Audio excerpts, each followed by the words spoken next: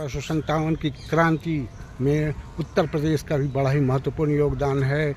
मंगल पांडे, बेगम हजरत महल, तात्या टोपे, नाना साहब के बारे में तो सब जानते हैं, लेकिन कुछ भूले बिसरे नायक हैं।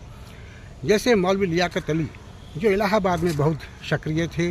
राव तुलाराम वैसे तो हरियाणा के थे, लेकिन सहारनपुर में वो बहुत ही सक्रिय थे। बंधु सिंह जो गोरखपुर के थे, तरकुलहा मंदिर के पास वो गुरिल्ला युद्ध अंग्रेज़ों से किए। इसके अलावा धन सिंह कोतवाल जो मेरठ में सक्रिय थे, बलभद्र सिंह अवध में सक्रिय थे, और भूप सिंह जी कछवाहा जो अमेठी में बहुत ही सक्रिय थे।